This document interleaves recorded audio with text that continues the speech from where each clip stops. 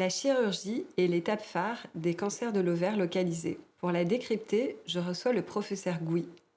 Il est gynécologue obstétricien, chef de service à l'Institut Gustave Roussy. Bonjour professeur Gouy. Bonjour. Qu'appelle-t-on un cancer de l'ovaire localisé? Alors on parle de cancer de l'ovaire localisé ou précoce. Les deux termes sont usités pour ce type de situation. Un cancer localisé, c'est un cancer localisé à l'ovaire.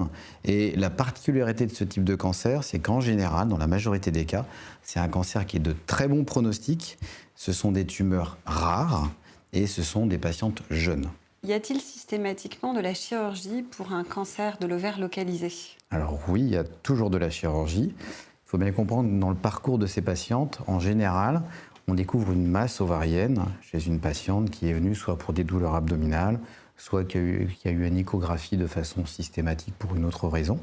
On découvre cette masse qui est suspecte et là va se déclencher un ensemble d'examens avec dans un premier temps un bilan biologique, idéalement, qu'il faut réaliser avec des marqueurs différents marqueurs qu'on va faire pour essayer justement d'identifier un peu cette tumeur.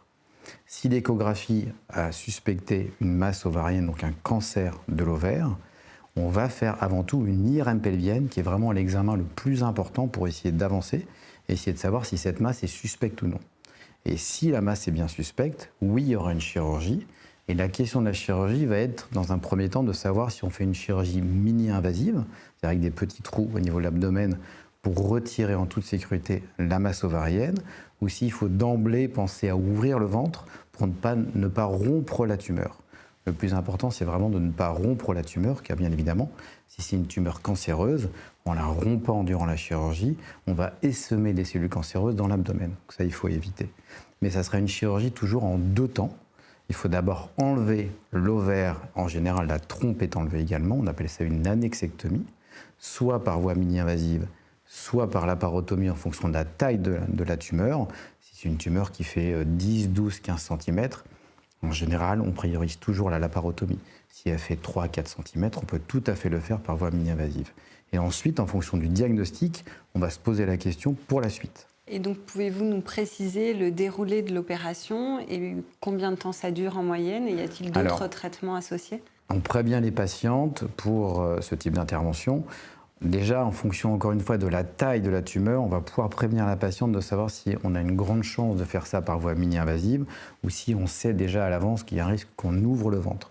Si c'est en voie mini-invasive, c'est de la cœlioscopie classique.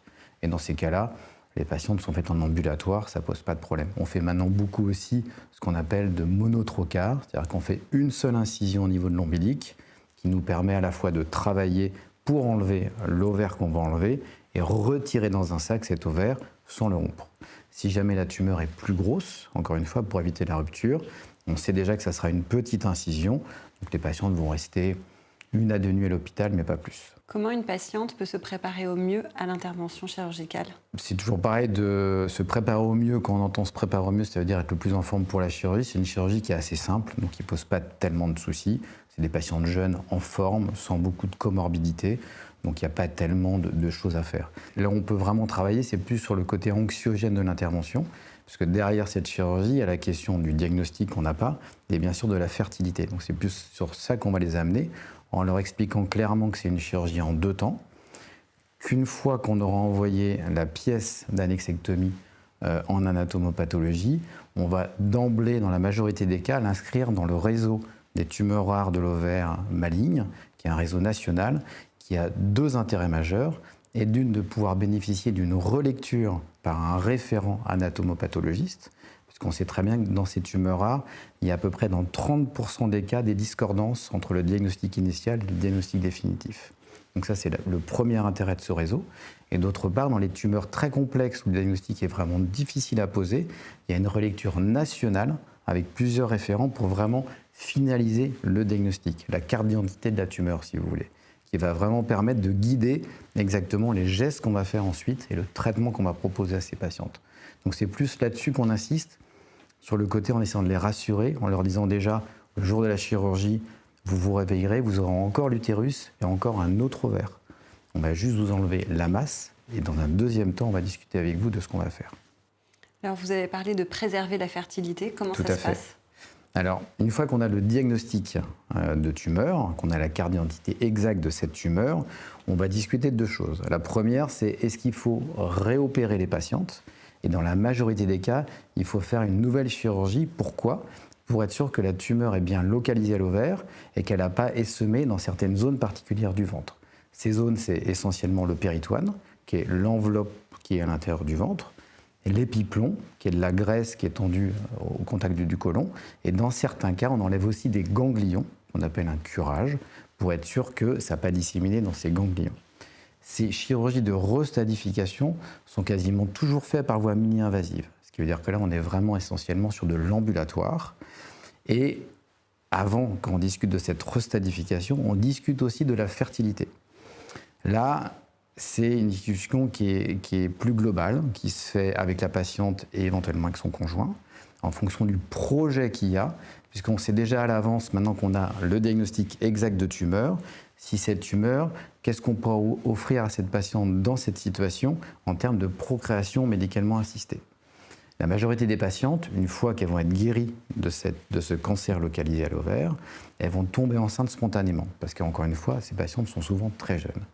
Chez les patientes chez qui il peut y avoir des difficultés pour la procréation, on va savoir à l'avance si on pourra les aider ou non. En clair, est-ce qu'on pourra les stimuler? La stimulation étant le moyen pour obtenir des ovocytes. Et en général, on peut stimuler une fois une patiente, on obtient une dizaine d'ovocytes. Mais non, en fonction du type de tumeur qu'on aura, donc la carte d'identité de la tumeur, on sait que dans certains cas, on ne pourra pas faire ça. Donc on le sait à l'avance, ce qui permet de discuter avec la patiente les bénéfices-risques de garder la fertilité ou de ne pas le faire. Il y a aussi des patientes qui souhaitent, au-delà de la fertilité, ne pas être ménopausées. Donc là aussi, on discute avec elles pour voir les bénéfices-risques de laisser l'autre ovaire ou de l'enlever en fonction de leurs souhaits.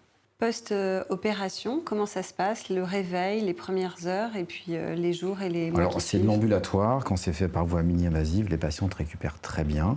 Elles ont bien sûr tout ce qu'il faut sur le plan antalgique pour être sûr de ne pas avoir des douleurs post-opératoires. Donc, elles sortent avec une ordonnance avec des antalgiques simples. Après, le souci majeur, et ça c'est difficile à évaluer en fonction des patientes, les douleurs qu'elles ressentent, c'est plus un inconfort, notamment sur le plan du transit, à cause du gaz qu'on insuffle dans l'abdomen pour travailler. Donc on fait une petite incision, on met un petit tuyau et on gonfle l'abdomen avec du gaz, ce qui nous permet, nous, de travailler dans l'abdomen, sinon on ne pourrait pas, puisqu'on serait gêné par l'intestin notamment. Et c'est l'évacuation de ce gaz, notamment, qui remonte vers les épaules, qui parfois peut donner des douleurs à ces patientes et leur donner un petit inconfort sur le plan intestinal. Donc on a vraiment le tableau de patientes qui, dès le lendemain, c'est comme si c'était rien passé, et des patientes qui nous décrivent quand même que sur une petite semaine, elles n'ont pas eu très très mal, mais elles ont été gênées. Elles n'ont pas été dans la forme de leur vie, elles ont été un petit peu incommodées dans leur quotidien. Donc voilà un petit peu ce qu'on leur explique. Et d'une façon générale, ça se passe vraiment très bien. Y a-t-il d'autres traitements associés dans le cadre de la chirurgie pour un cancer de l'ovaire précoce? Alors, dans ces situations-là, encore une fois, on est sur des tumeurs rares, on est sur des tumeurs de très bon pronostic, et dans la majorité des cas, il n'y a pas de traitement adjuvant, il n'y a pas de chimiothérapie, ni au moment de la chirurgie, ni après la chirurgie. Donc c'est vraiment une entité très particulière des cancers de l'ovaire. Professeur Gouy, que diriez-vous à une femme qui s'apprête à recevoir une chirurgie de l'ovaire pour un stade localisé? Alors je dirais d'une part être bien vérifié que le bilan biologique a été fait avec tous les marqueurs, et ce n'est pas les marqueurs dont on a l'habitude d'utiliser dans le cancer de l'ovaire, c'est d'autres types de marqueurs un peu particuliers, encore une fois pour rechercher ces tumeurs très particulières de l'ovaire, être sûr qu'elle a bien eu une IRM pour s'assurer de la taille de la tumeur et vraiment est-ce qu'elle a été identifiée comme une tumeur à risque réellement ou pas, et de s'assurer que la chirurgie lui a même expliqué avec cet élément majeur de dire qu'il ne faut pas rompre la tumeur, donc il faut mieux faire une petite laparotomie, ouvrir le ventre pour être sûr de ne pas essaimer des cellules tumorales dans l'abdomen et être sûr de ne pas rompre la tumeur encore une fois. Et dernière chose, je lui dirais, bien sûr, mais ça c'est plus son médecin qui s'en occupe, d'orienter vers le site des tumeurs rares de l'ovaire, encore une fois, pour avoir cette relecture anatomopathologique qui est indispensable. Et dernier point, de ne pas hésiter à d'emblée poser des questions sur la fertilité. Nous, avec Gustave Roussy, on a créé une RCP dédiée à la fertilité, à l'oncofertilité, avec l'équipe de Béclair, avec qui on travaille justement pour poser dès le diagnostic ces questions avant de les reprendre une deuxième fois pour faire la stadification, pour être sûr que c'est bien limité à l'ovaire, et d'emblée essayer de pouvoir donner aux patientes une information claire sur pourquoi on va les repérer et qu'est-ce qui va se passer après, et comment est-ce qu'on peut après envisager une grossesse dans les meilleures conditions. Professeur Sébastien Gouy, vous êtes gynécologue obstétricien, chef Tout de à fait. service à Gustave Roussy. Pourquoi avoir fait le choix de l'oncologie? Bonne question. Alors, pour l'oncologie, en effet, j'ai fait beaucoup de gynéco-obstétrique au départ. J'ai adoré être en salle d'accouchement. Et puis, petit à petit, je me suis dirigé d'abord vers la chirurgie, alors chirurgie bénigne et maligne. Puis mon cursus m'a fait arriver un petit peu par hasard lors d'un interchus de 6 mois, alors que j'étais dans l'équipe de Dijon. Je suis venu 6 mois à Gustave Roussy pour voir comment il travaillait. Et là, j'ai trouvé que c'était vraiment assez exceptionnel de voir cette chirurgie liée au cancer. Et je suis revenu et petit à petit, je suis resté dans l'équipe. Et c'est comme ça que j'ai continué, que j'ai voulu vraiment faire uniquement de la cancérologie en développement. Et c'est sûrement le côté obstétrical qui reste de ma formation, ce côté de la fertilité qui est vraiment passionnant et quelque chose qui est maintenant que les femmes connaissent de mieux en mieux. Et on arrive vraiment, dans de nombreux cas, chose qu'on ne faisait pas il y a ne serait-ce que 10 ans, à préserver la fertilité d'une part, mais surtout à conduire un vrai projet de grossesse derrière. Parce que dans un premier temps, il y a une époque où on préservait la fertilité chirurgicalement, mais il y a des fois, les conditions n'étaient pas réunies vraiment pour qu'il y ait une grossesse après. Parce que ça pose beaucoup de questions, notamment les patientes qui n'arrivent pas à avoir de grossesse, si on ne peut pas les stimuler, comment faire pour obtenir ce projet. Et maintenant, notamment avec cette RCP, on arrive vraiment en discutant avec l'équipe de Béclair, comment on peut proposer ce qui est mieux aux patientes. Et on voit que les résultats sont là, puisque beaucoup de patientes, encore une fois, sur ces tumeurs localisées à l'ovaire de bons pronostics, arrivent à tomber enceinte derrière quand elles le souhaitent. Merci pour vos conseils. Merci.